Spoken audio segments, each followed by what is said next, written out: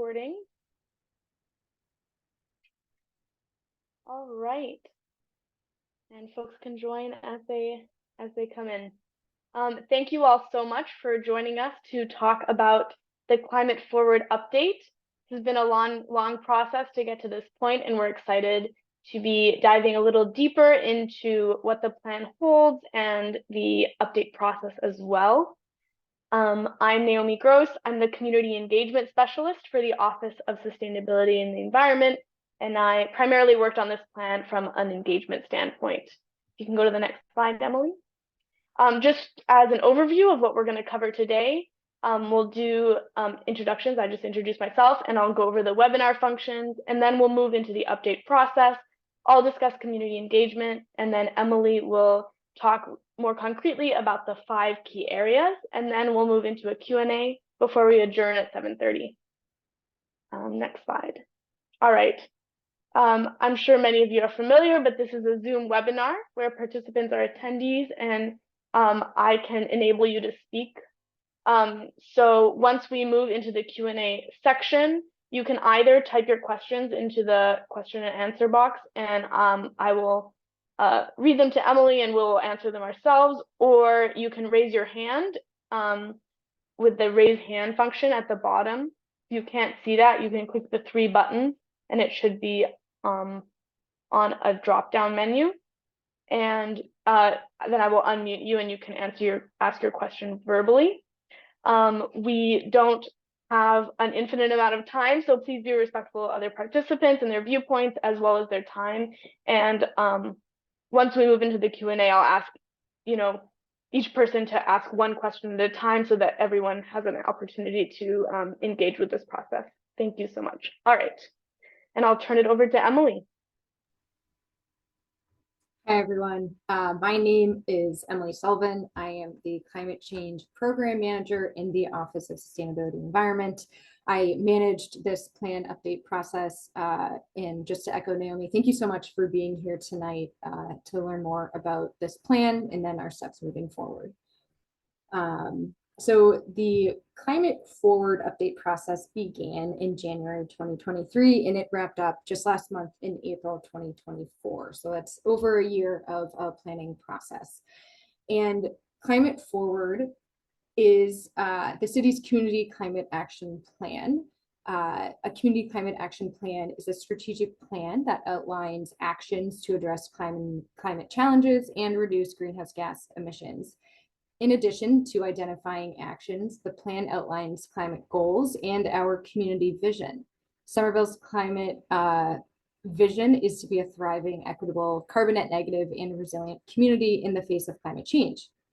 So what do I mean by that? So for thriving, Somerville will take bold, strategic, inclusive action and invest in kids and innovation to take on global issues while keeping local interests the priority. By equitable, Somerville will transform practices to address structural and institutional inequities, allowing resources and the benefits and opportunities created by climate action to be justly distributed to all. By carbon net negative, Somerville will strive to reach net negative greenhouse gas emissions by removing more emissions than the community emits, prioritizing the direct emission sources within Somerville. And by resilient, Somerville will adapt in order to prepare for the impacts of climate change and in the process enhance local community power and capacity. So with that vision, that framework in mind, Climate Forward was updated through 4 primary actions. So we updated Climate Forward first by updating the greenhouse gas inventory. The city completes an inventory of greenhouse gas emissions for all of Somerville, as well as an inventory of the subset of emissions that are from city and school government operations every 2 years. This inventory identifies the leading sources of climate change causing emissions, also known as climate pollution in our community. We also updated the pathways assessment. The pathways assessment defines what carbon neutrality is and analyzes the technological transformations necessary to achieve our emissions reduction targets through the implementation of policies and programs. The report's an exercise in understanding what it will take to become carbon neutral and is a baseline resource that the strategies recommended in Climate Forward was based on. We also updated the climate vulnerability assessment. And so the vulnerability assessment analyzes how climate change is expected to impact Somerville in the coming decades. The assessment looks at Somerville's risk from sea level rise and storm surge, increasing temperatures, and precipitation-based flooding. It identifies key priorities that Somerville can focus on in order to reduce climate-related risks for our community. And then finally, we updated the plan through a community engagement process by asking community members what they need and what they want related to climate action and when facing climate change. Naomi will speak more about what community engagement included later in this presentation.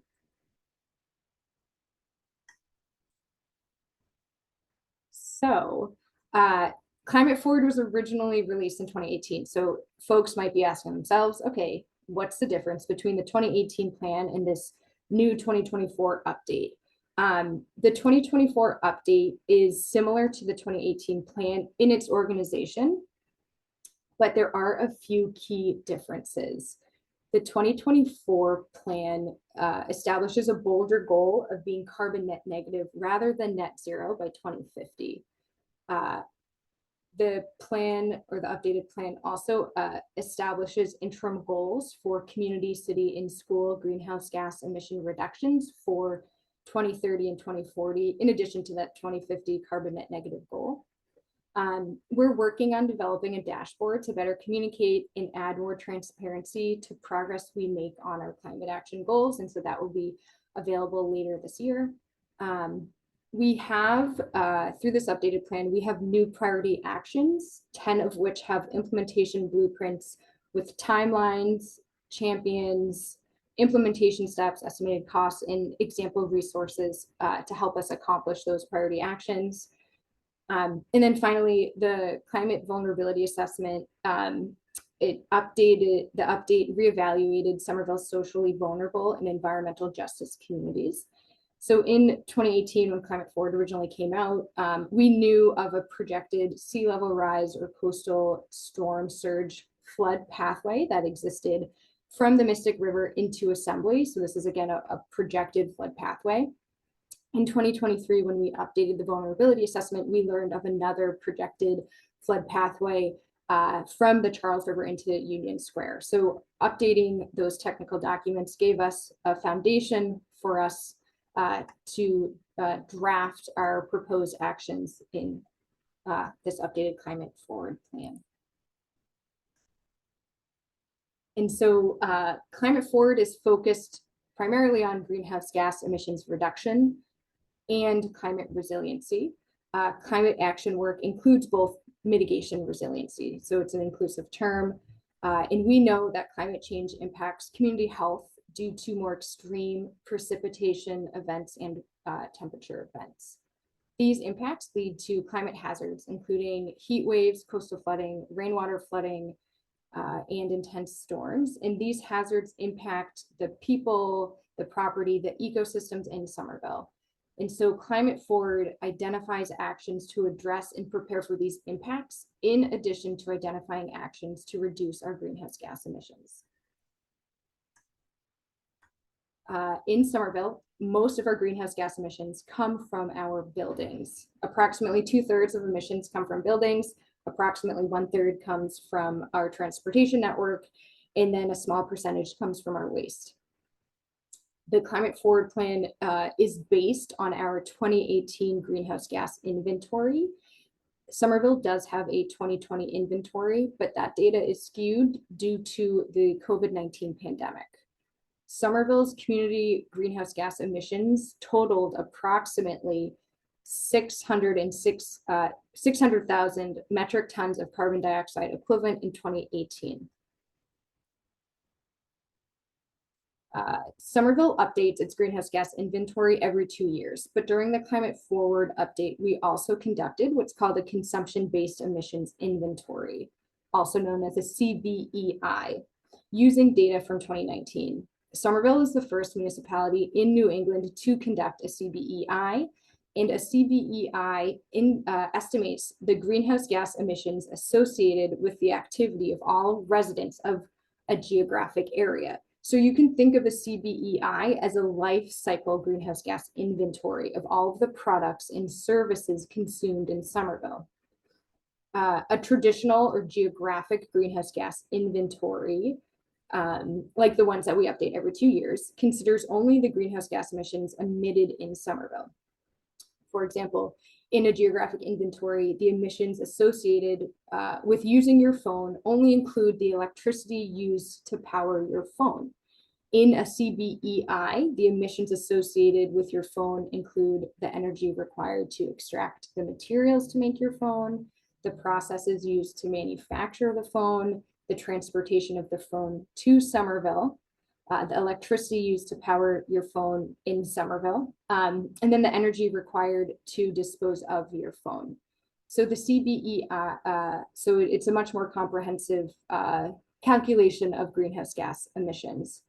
The CBEI that we did through this update process identifies food as the largest source of emissions for the community, and then transportation. Based on the CBEI, in 2019, the typical Somerville household was responsible for roughly 33 metric tons of carbon dioxide equivalent annually, or about 14 metric tons per person, with approximately 32,000 households in Somerville. That translated to roughly 1 million metric tons of carbon dioxide equivalent released in 2019, attributable to the residents of Somerville. The CBEI and the greenhouse gas inventory are distinct calculations that do overlap. The CBEI reveals significant sources of emissions that do not appear in traditional climate action plans, but now it appears in Somerville's Climate Forward. The pathways assessment that informed Climate Forward's goals for 2030, 2040, and 2050 considers emissions generated within Somerville, the miles driven within Somerville, fuels burned within Somerville, and waste generated within Somerville. The CBEI takes some of that into account, along with miles traveled outside of Somerville, as well as waste generated outside of Somerville as a result of what we consume, so like food. When we factor in emissions beyond Somerville's borders, so what we're consuming, it roughly doubles our greenhouse gas footprint. About 25% of our consumption-based emissions stem from food. Much of these emissions come from the processing, transportation, and consumption of livestock due to the industry's high methane and nitrous oxide emissions, two of the most prolific greenhouse gas emissions. And so by adding food consumption goals to Climate Forward, we're addressing these hidden and important emissions. So you might be thinking, wow, Emily, that sure is a lot of information, which is it is. So thank you for bearing with me through that. And so why am I saying all of this right now in a presentation about this updated plan? I'm saying it because it's important for us to understand what Climate Forward is based on. So what the technical analyses were that were considered in the plan update, because that's what's laying the foundation for what I'm going to speak about in a little bit. So it lays the foundation for our goals and for our actions. In approximately 2022, Somerville committed to becoming carbon net negative by 2050, rather than net zero by 2050, which was our previous goal. During this presentation, I've used phrases like carbon neutral, net zero, and carbon net negative. So what do I mean by those? Carbon neutral means that the emissions released into the atmosphere from Somerville's activities is equal to the amount removed. Net zero means that emissions removed are balanced, and they are equivalent in terms of the source of the emissions and the sink of the emissions, so where those emissions are being mitigated. That means that fossil fuel-based greenhouse gas emissions require permanent geologic storage. For example, planting a tree is not a permanent geologic storage strategy, because if a tree is cut down, it emits a certain amount of greenhouse gas emissions. Geologic storage is, in its simplest form, placing greenhouse gas emissions in a porous rock and then capping it with an impenetrable or impermeable rock. But this definition is also assuming that carbon capture technologies will be developed over the next 25 years that expand the options and strategies that we can use to capture our greenhouse gas emissions. And then finally, carbon net negative means that emissions that Somerville removes exceeds the emissions from Somerville's activities that generate greenhouse gas emissions. As I mentioned, through the Climate Forward update, the city created interim community climate goals for the first time. So our 2030 and our 2040 interim goals will help us track progress for reducing greenhouse gas emissions and keep us accountable for our 2050 goals.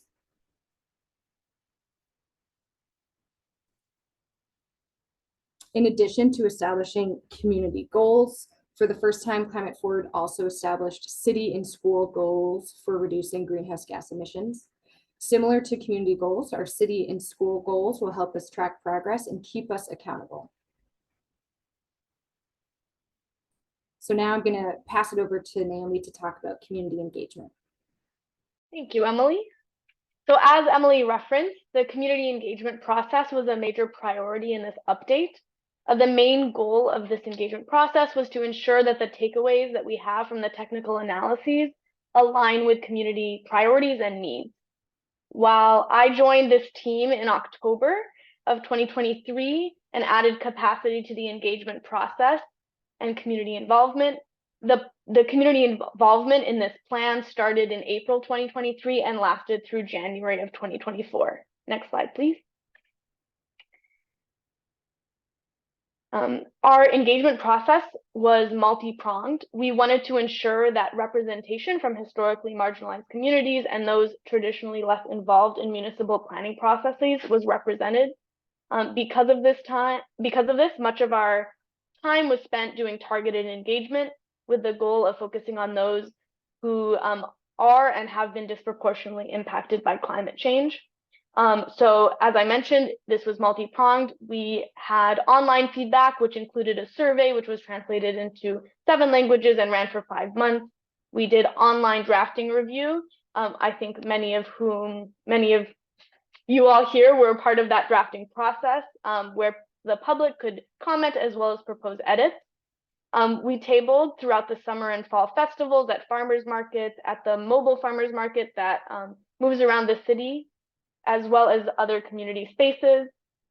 We ran strategic focus groups, 3 with general residents, as well as 5 focusing on youth and 1 focusing on older adults through the Council on Aging.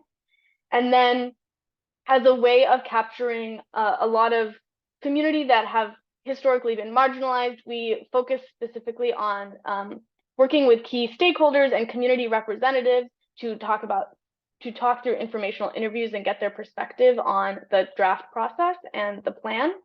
We also talked to climate justice organizers and advocates. And finally, I did a number of block walks, meeting with mainly immigrant and small business owners and residents to understand their perspective as well. Next slide.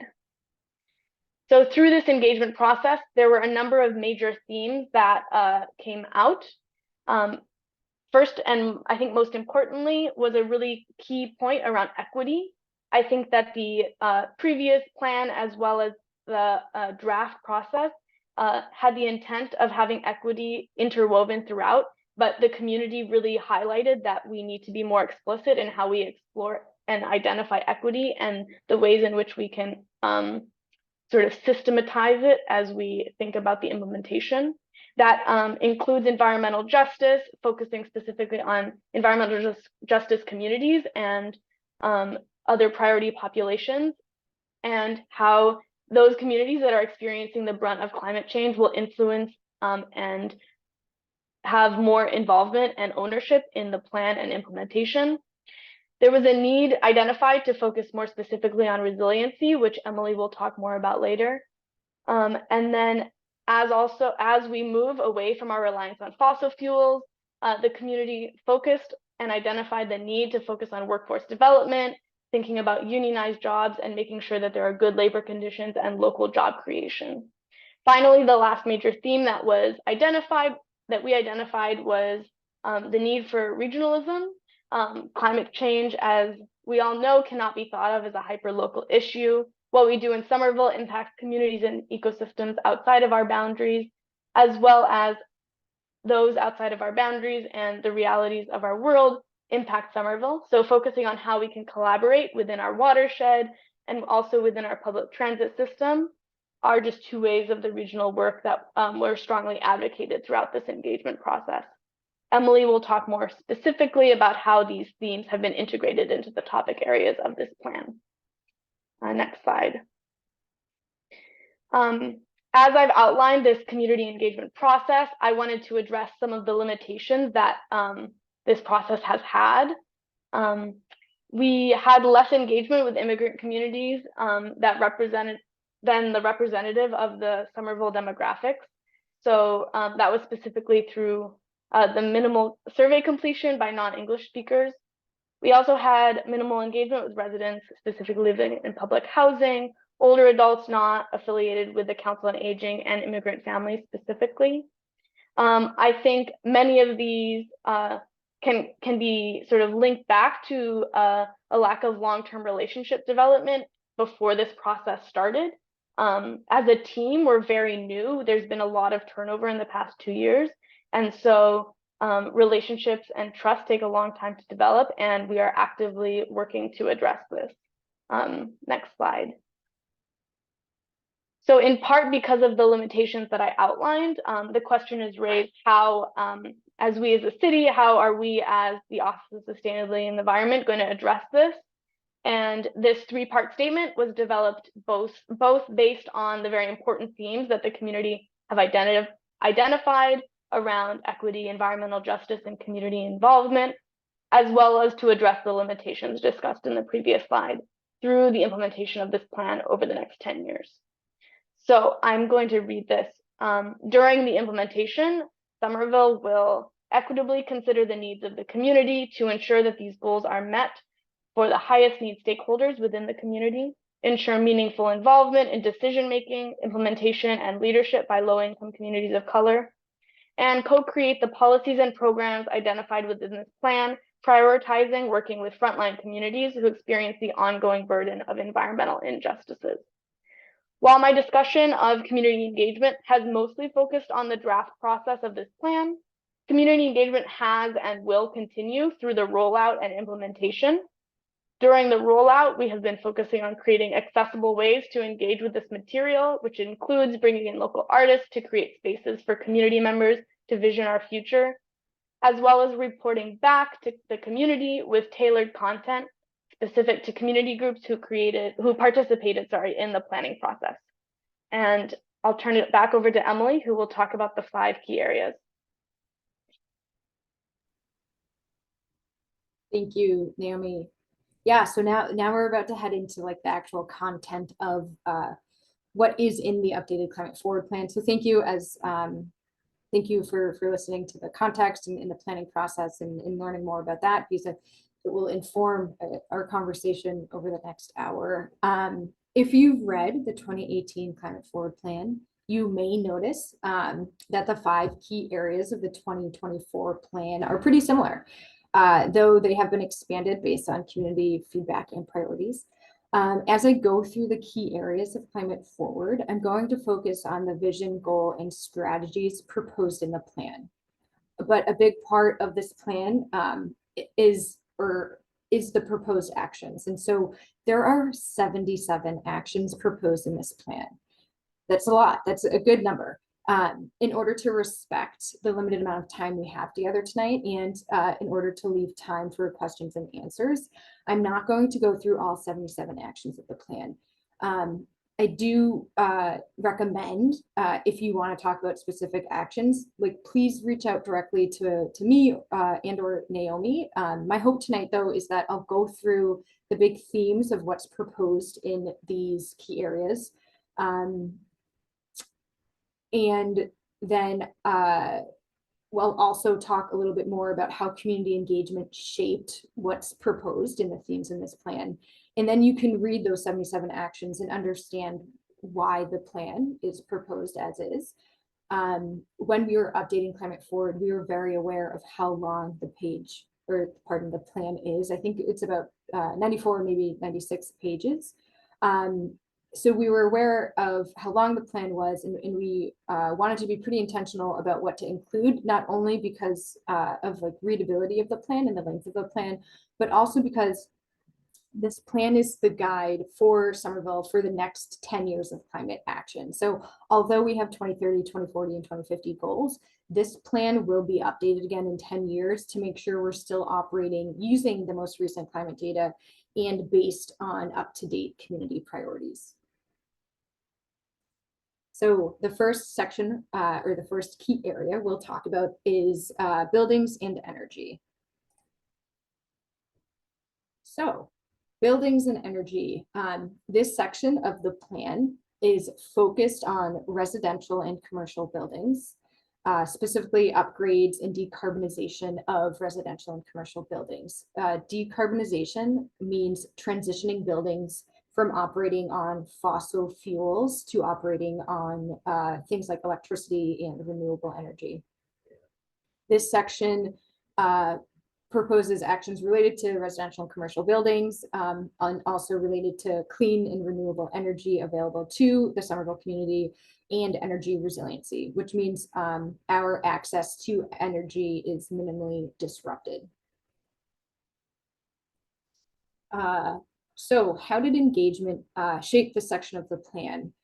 Through community engagement, we heard a lot from community members that we need to make more support for renters and property owners for energy and environmental health upgrades to properties. So that support could be technical assistance, it could be connection to funding, things like that. We also heard from the community that they want more access to renewable energy sources, so things like perhaps solar panels, things like that. And then while Naomi was really leading this community engagement process, I was also working internally with other city departments to make sure that the work proposed in Climate Forward is aligned with other community or other city department priorities. And so when engaging with other city staff, things that shaped the plan based on their feedback included the inclusion of a rental registry and energy disclosure, and then also echoing what we heard from community members in terms of technical support and resources for renters and property owners.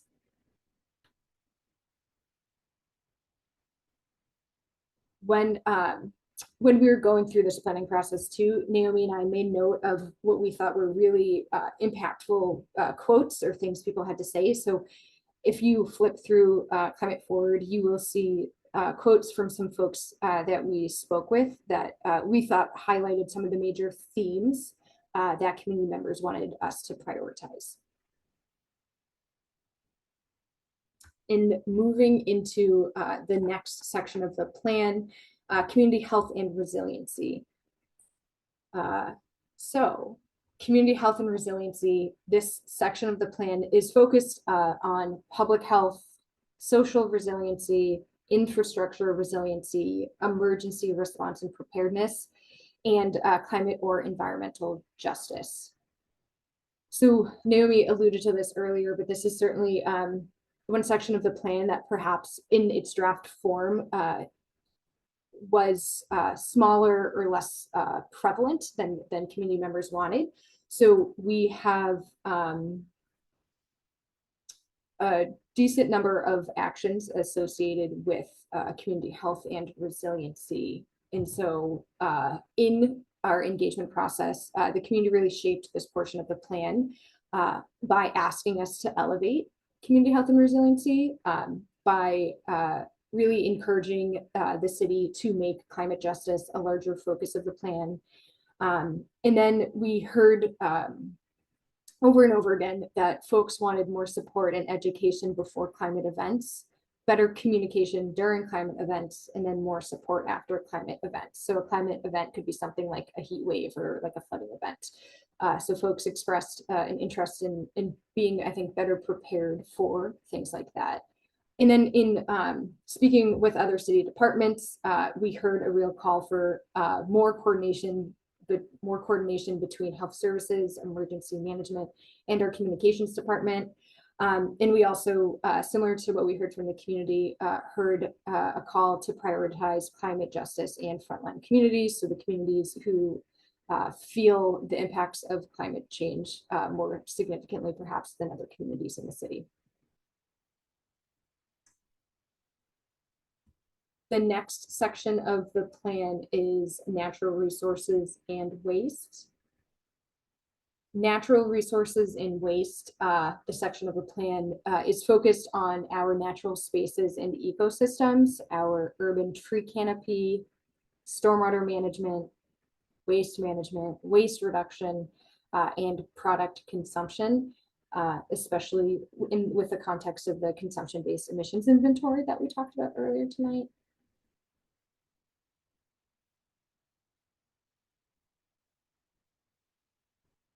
When speaking with the community, things that really rose as themes, recurring themes from the community engagement included prioritizing permanent closure of combined sewer overflows, also known as CSOs.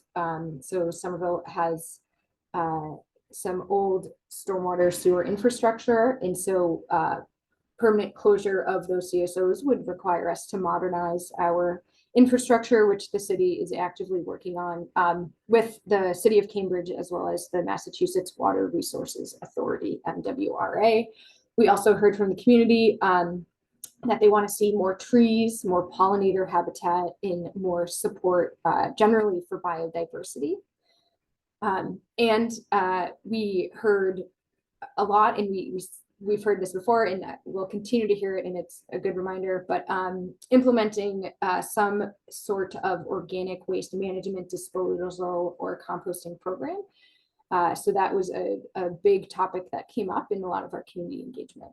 And then when working with the city, we heard from folks about formalizing low carbon municipal procurement practices. So things maybe related to plant-based meals, or low carbon office products, or deconstruction, which means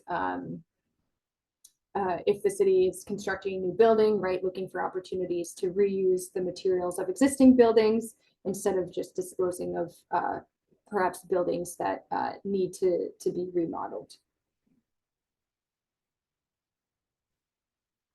And then the fourth section of Climate Forward is transportation and mobility. The transportation and mobility section of the plan is focused on how community members travel within and through Somerville. So it proposes actions related to vehicular, bicycle, and pedestrian traffic. It also identifies actions related to regional public transport, like the MBTA system, and electric vehicles.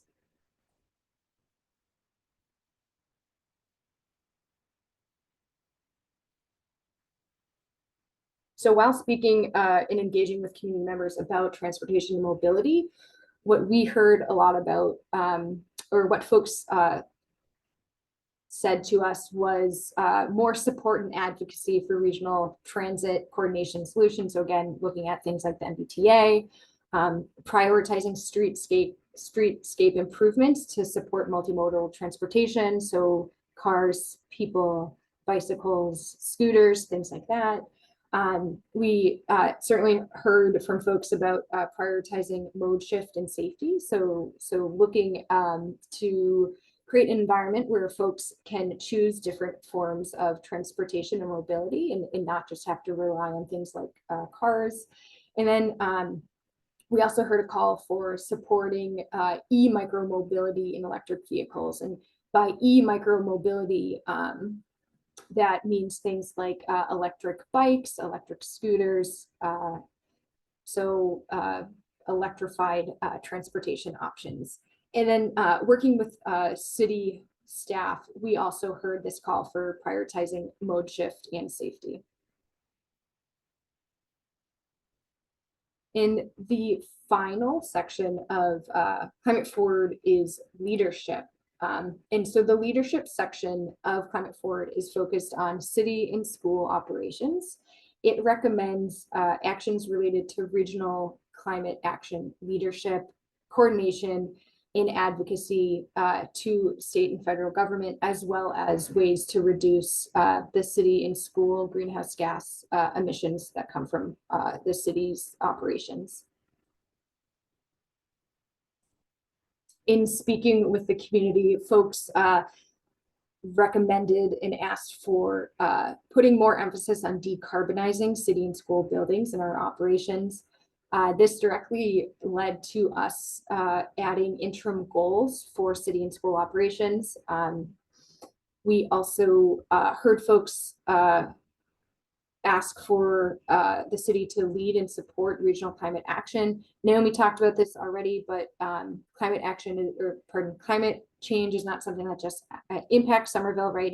It impacts us certainly regionally and on a global level. And so we heard a real call from community members to start thinking more strategically about climate action from a regional perspective, to maybe leverage resources and advocacy efforts so that we can make bigger gains in state and federal climate action regulations, policies, grant funding, things like that. We also heard from folks that they want to prioritize workforce development. So really looking at what the transition to more climate jobs looks like, and ensuring that the Somerville community is positioned to be trained and take advantage of those jobs, those new jobs. When working with city staff, we also heard folks talking about decarbonizing city and school buildings and operations. And we also heard a lot about Somerville Public Schools and how they're developing a climate curriculum, and how there's a lot of opportunity for the city and the school to work together to kind of develop this curriculum together, so that we are creating a strong foundation for our Somerville youth to know about and engage in climate action. And then that also, I think, relates to that workforce development piece that we heard a lot from the community.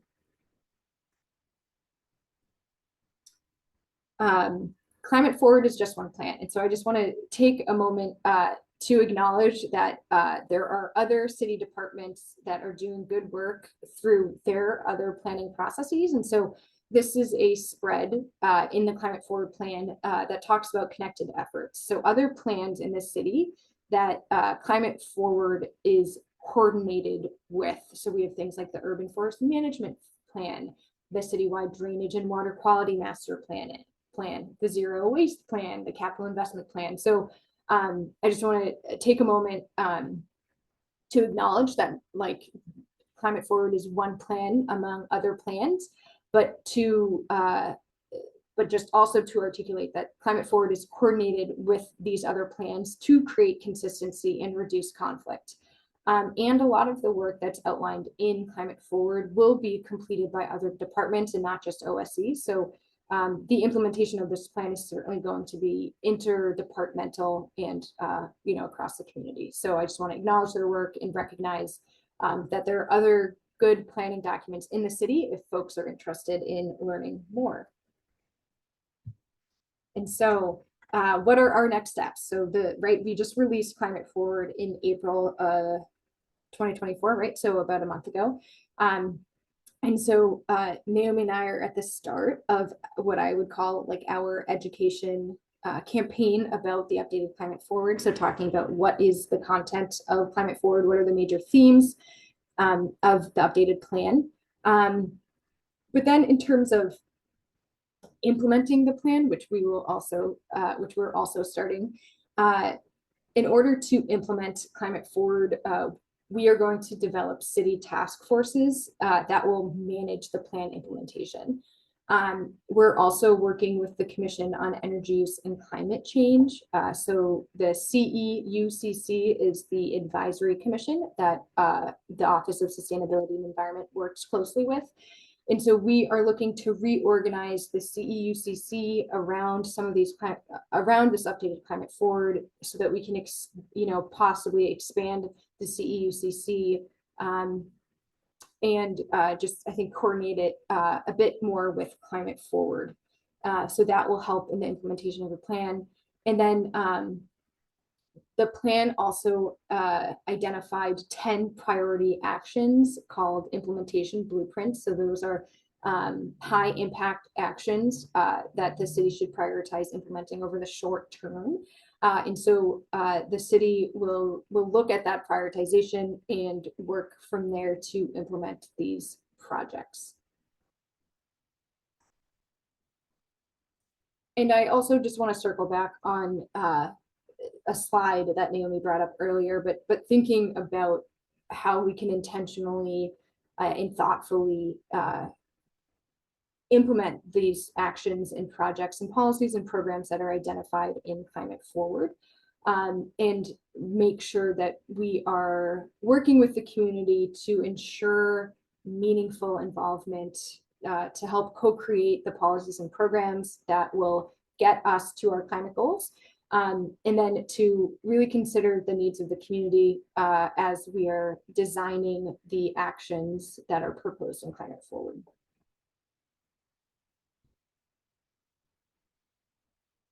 All right, so that is the presentation, and now we have a good amount of time for Q&A portion. All right. So as we move into Q&A, if you have very specific technical questions that you would like to get into, and we don't have time to talk about that now, then please reach out to Emily or I, and we can, set up a one-on-one meeting with you.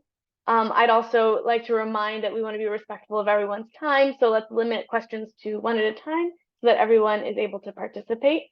And you can either do that through and asking questions in the Q&A section by typing them out, and I will read them out now. Or if you would like, you can raise your hand using the raise hand function, and I will let you speak, and then we can respond to your question as well.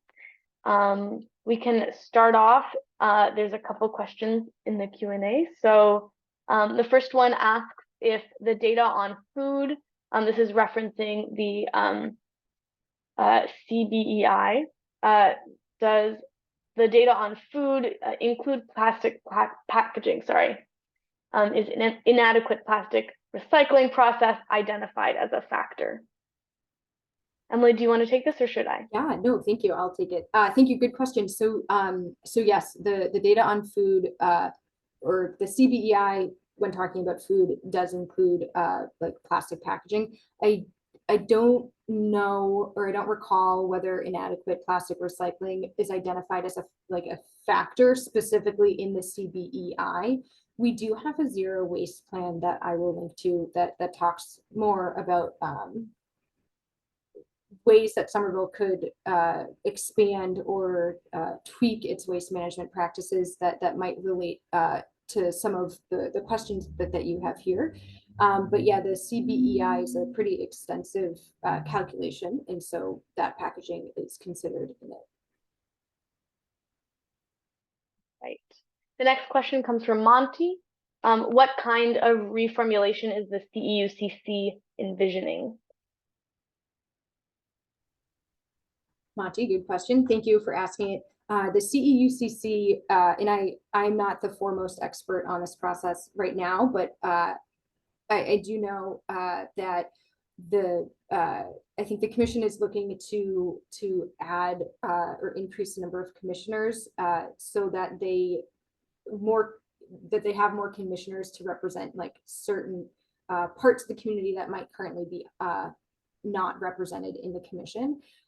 This is usually like a recurring agenda item on CEUCC meeting agendas. So the CEUCC meets monthly, usually the second Tuesday of every month. So I recommend that if folks are interested in I guess, listening in on what this reorganization process will mean for the commission, they can attend those meetings. But Monty, from my understanding, no draft plan has been presented publicly. It's just been conversations about how expansion could help the CEUCC and the implementation of Climate Forward. And another question from Monty, will the slide deck for the presentation be accessible? Yes, the slide deck, we'll put that online on our website along with the recording of this whole presentation, and they'll both be accessible to everyone. All right, the next question. How do we get involved in a specific area of what Somerville is doing?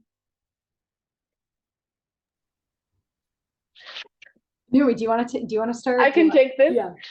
Yeah, so I think we have a number of ways you can get involved. We have our Sustainable newsletter, which comes out every month. And there we have opportunities for engagement as well as more information about what we are doing and what other city departments that are, relevant to this process are doing. I think also, as Emily mentioned, we don't hold all of the work that this plan is implementing. It's held in a lot of our amazing departments. And so there's also a possibility of connecting directly to other departments and the work that they are doing. I'm thinking about like the pollinator action plan and the need that they have right now for people to help do bug identification and pollinator identification. So there's a number of ways that you can get involved. We also have a climate ambassadors plan, a climate ambassadors program, which we're actually just wrapping up now, but is a way for city residents to take 6 months approximately. It's like a cohort program where we meet once a month to talk more about climate action, both within the city municipal work, as well as connecting to community engagement and climate activists on the ground. So all of those things are ways that you can get involved, and I'll put some more resources in the chat at the end as well. Thank you for that question.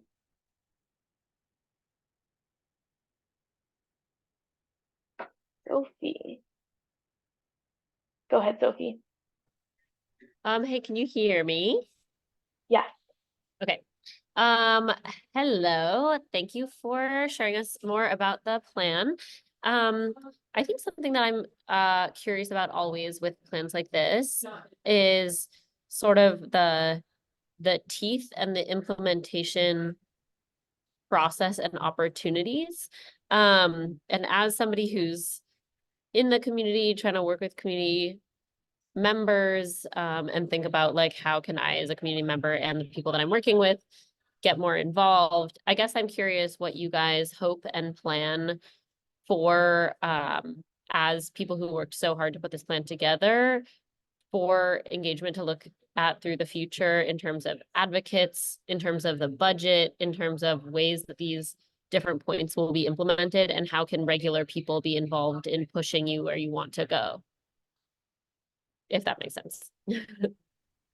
Sure. No, thank you, Sophie. Naomi, do you mind if I give like a first pass and then great.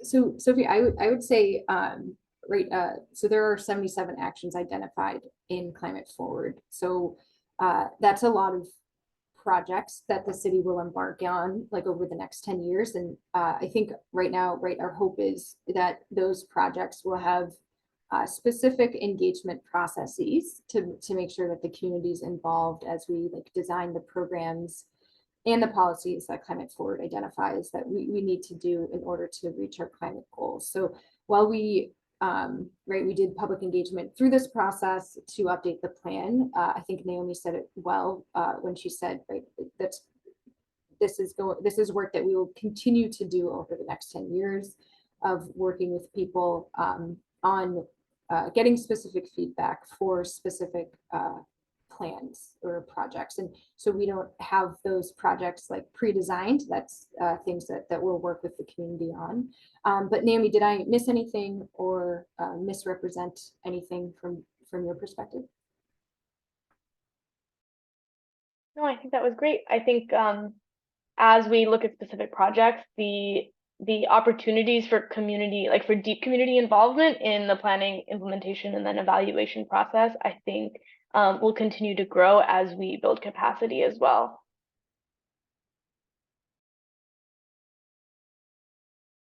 Oh, and I guess, Sophie, I guess, I don't know if I fully answered your question before, but things that will like, I think you mentioned like have teeth, right? So since we have interim goals, right, there's that transparency in terms of our progress and what we're like, hoping to achieve.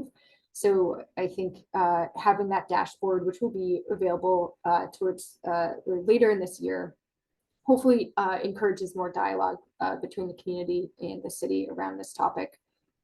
So that's, I guess, another new mechanism that we're excited to have from the Climate Forward update.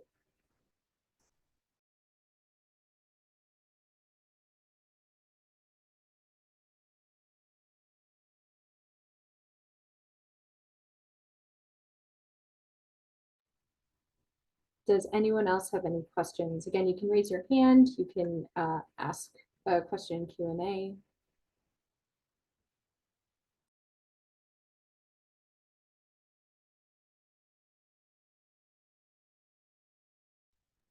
Go ahead, Ron. Hi. What are the economic incentives for landlords to make significant and expensive alterations to their buildings? That's the first question. And All right. the second question is, has the city integrated this plan with the city's assessing department to look at the impact of this plan on the assessments, especially in lieu of the aging and frankly decrepit infrastructure in the city of Somerville, which is really crumbling. I realize there's some effort to improve it, but those efforts are frankly minimal in relation to the total need of the city. Emily, go ahead. Yeah, sure. So Ron, your first question was what incentives are available for property owners to make energy upgrades? Did I Yes. get right? That's great. So a lot of that funding or information is through the Mass Save program, which I know folks have some trouble with just in terms of hearing back from Mass Save or like the amount of funding available or incentive available. So Ron, I'd say, Mass Save is a big one for folks to look into. I think also, if folks don't know about the PACE program, so that's a program run by Mass Development, and I'm just getting up the webpage now, Ron, and I'm going to put it in the chat. But it's a property assessed clean energy like financial mechanism. So it enables property owners to get more funding to do some of this work, though like it's like a loan-based program. But they updated the program, I think last year. So it used to be only available for renovations, but now it's available for new construction. But they do have some parameters around like building types in like scale of projects. And then Ron, to answer your second question, you asked about the integration of this plan into the assessor's database. No, has this plan been run by the assessing department to look at the impact on assessment, which is assessments and which is essentially the net tax bill for the taxpayers? And I want to note that the tax rate in Somerville is considered in the middle, but statewide, but the assessments of the properties in Somerville are considered quite high. So the net tax bills in Somerville are quite high. But if I have a moment, I'd like to just mention that Mass Save is a total bust. There's all kinds of legal action against Mass Save. It's been in the news. It's a mess. The second program that you mentioned is essentially a financing program, which means that there's a significant cash outlay and a net cost to the landlords. And right now, given the high taxes and the very high cost of maintenance of buildings and somewhat downward pressure on rents, it makes the likelihood of landlords voluntarily upgrading their buildings, even though they might wish to do so, very unlikely, in my opinion. Mm. So really, my questions are all oriented around the economics of this plan. Mhm.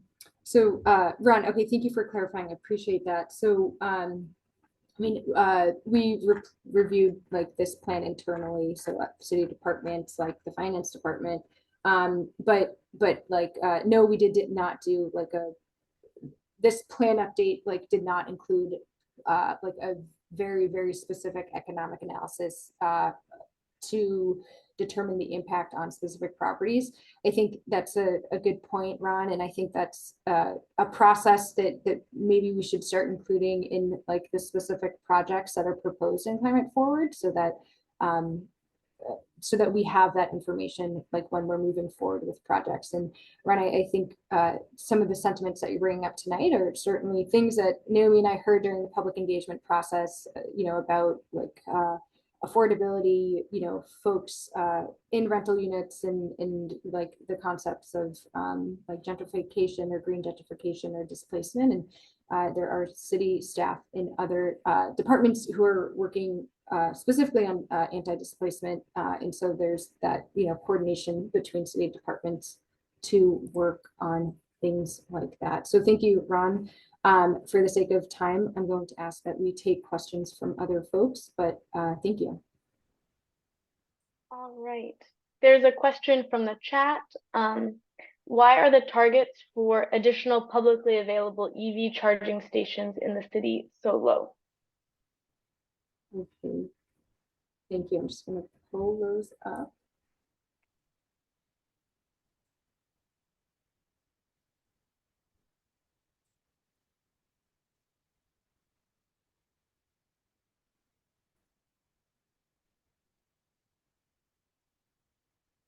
So sorry, I was looking at the community goals, but I think you might be, are you, so the person who asked this question, is there a specific page that you can direct us to so I can respond appropriately to your question? Or is there?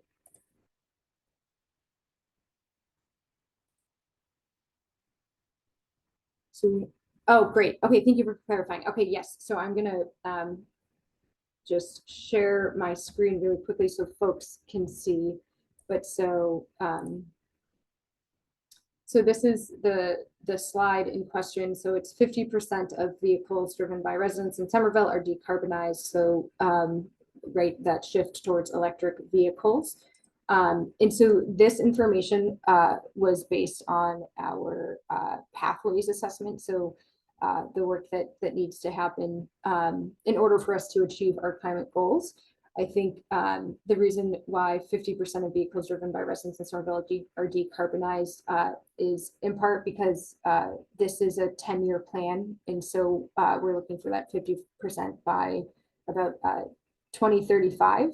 And we thought that was a reasonable metric for that. Oh, I'm so sorry. I see that you qualified you mean page 50 in the Climate Forward plan. Thank you. One sec while I pull that up.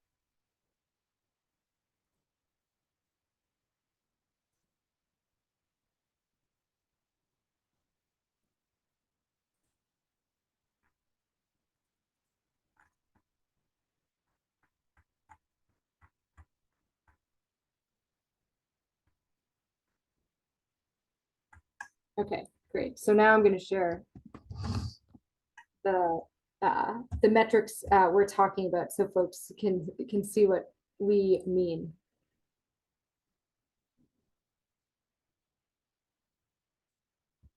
Okay, so page 50 of the Climate Forward plan. So it's in the transportation mobility section. These are our targets where it says number of publicly available EV charging stations. So we have 55, 60, and 65 level 2, and then we have DC, things like that. So these are again based on that pathways assessment in what we would need to have in order to achieve our climate goals. So these are the targets for 2030, 2040, and 2050. And again, I think this is based on what we need and what we thought would be reasonable based on those target years.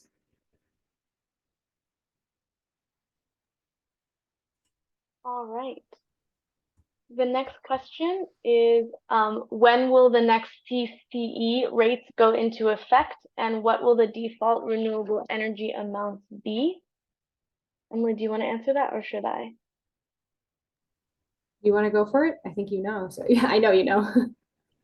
Yeah, I believe that the next CCE energy rates will go into effect in January of this coming year. And I believe that we've added 20% renewable energy onto the CCE rates, which is really exciting. But we'll announce more within the next couple months. So keep your eyes peeled for that.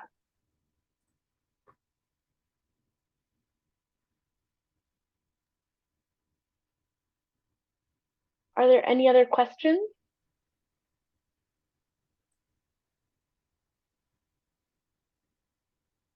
All right, Rachel, you can unmute yourself and go ahead. Hi, Emily and Naomi. So we have talked about organic waste diversion, and I know it's in the plan, and it's wonderful that it's in the plan. My concern is that it's not prioritized enough, right? Like my friend, my colleague Anu is calling it the low-hanging fruit, that in a way, all the cities are doing it. It's a pretty concrete situation. There's a lot known about how to implement it. 10% of Somerville residents are already composting privately with garbage to garden. Sort of how what could help it become more of a priority? Because it would help with the landfill, reducing the methane in schools. It would be a wonderful teaching opportunity for the youth, right, who are experiencing the climate crisis more than our generation. I mean, there are just so wide-ranging benefits. It can also heat a school, right? Cambridge is doing anaerobic using the gas from the composting for heating. I'll stop there. Thanks, Rachel. So, so your question is like more about organic waste management, right? Why, or the thought that perhaps it's not prioritized in this plan as much as it could be. I will say, just compared to the 2018 Climate Forward plan, like I think organic waste management was like a sidebar in the plan, if that. And so we do feel like we elevated it appropriately in this plan update process. It's something that we do hear a lot from residents who are interested in it. So we appreciate that, and it's certainly something that the city's looking into. So it's in the plan. We're excited that's in the plan, and I don't have more information about like the status of a composting program for folks tonight. But again, now that we have interim goals and metrics defined, I think there's that opportunity for more transparency and accountability. Rachel, that I hope helps you maybe like in your advocacy for this specific topic of the plan.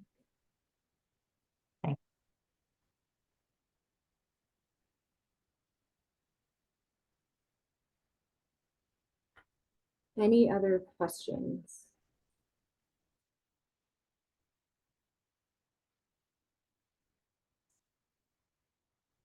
Well, if there aren't any other questions, feel free to reach out to me or Naomi if you think of something later,